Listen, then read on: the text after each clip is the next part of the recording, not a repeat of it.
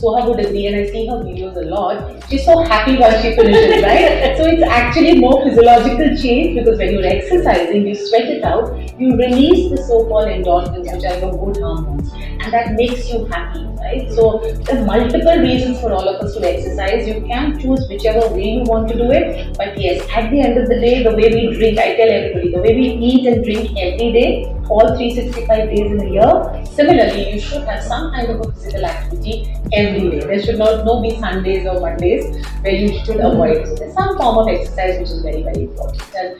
And of course, the next, of course, sleep, which again, I think during this pandemic, we realized how important it is. And again, studies to show that when you have a good, adequate sleep, of course, the number of hours are important, but more important is to have a sound sleep.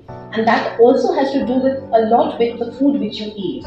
And there are studies now, in fact, very interesting studies, that when you have healthy carbohydrates, slow releasing carbohydrates, and one other thing which comes to my mind is almonds. When you have a handful of almonds, you actually release your sugars very gradually, and that actually gives you a very, very sound sleep. So, eating good food, especially during dinner or in the evening time, actually gives you a very sound sleep. And everybody just says, if I manage my diet, I'm fine. That's enough. We don't need to bother about, who cares about sleeping and who cares about, exercising and all of that. Professionally and from a place of information, can you shed light on how true slash untrue that statement as is? opposed to me. No, Professionally and from a place of information. no, I'm sure she's going to have some numbers and all of that. Statistics are very useful. I'm just going to add on to what Soha said. I mean, while I completely agree with what Soha said, exercise is important, and some days you might not feel motivated, and sometimes it happens with sleep and sunshine too. Sometimes you want to sleep and you have so much on your plate that you want to finish everything and then go to bed. But then it's important to remember that sleep is equally important for good health.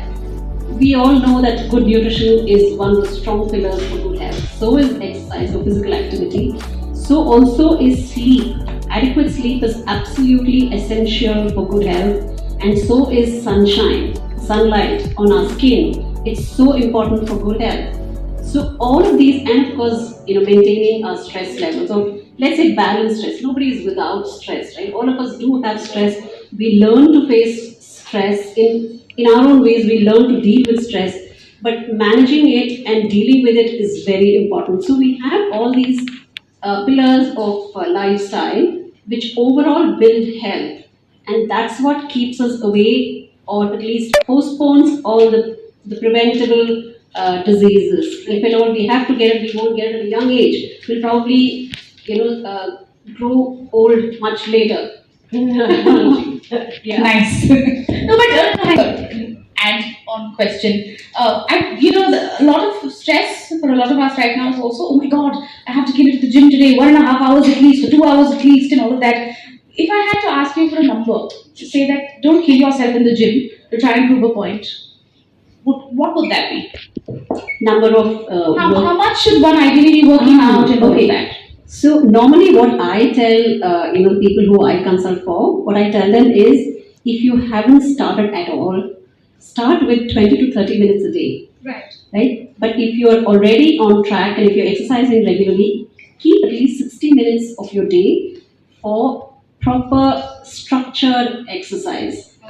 Some of us, I don't know who, and we will not name who, but some days there are days when you just don't feel like working out, like kal karenge, or we'll start. Monday is a great day to start. Or it's okay, we're on the 17th today, so how about we start on the 1st and all of that. And yet when I see you on Insta, I see you really killing it. And my question is, how do you find the motivation to do that every single day?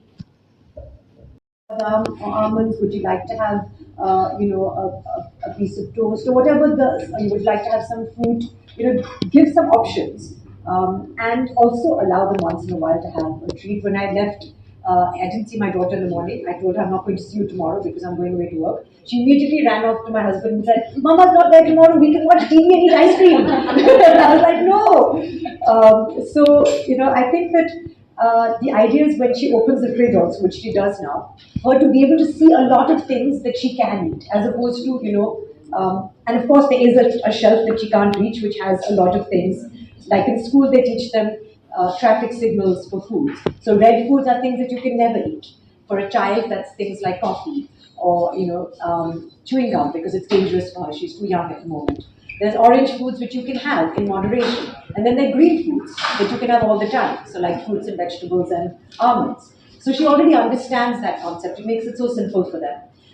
And again, teach by example. So she sees me from a young age. Before the age of 1, you can't introduce nuts to a child because of allergies, and they can have potential allergies, so you stay away from that. But from the age of 1, we used to kisso the badam, shave it down and give it to her. Almond milk she's had from the age of 1. In fact, Kunal and her prefer almond milk to normal dairy milk. Almond flour we do a lot of baking with, and she likes to bake with it as well. And she herself now, because it's such a nice, easy, convenient, dry snack for a child to take a fistful of almonds and eat it themselves. It teaches them independent eating as well. I've joked about the fact that it's taught her maths. Because it's the easiest way to teach subtraction. You have 10 almonds, you eat 5 of them. How many are left? Then she can literally see it happening. Or equal. She's like, why do you have more than me? When it comes to food, your maths becomes very strong, honestly.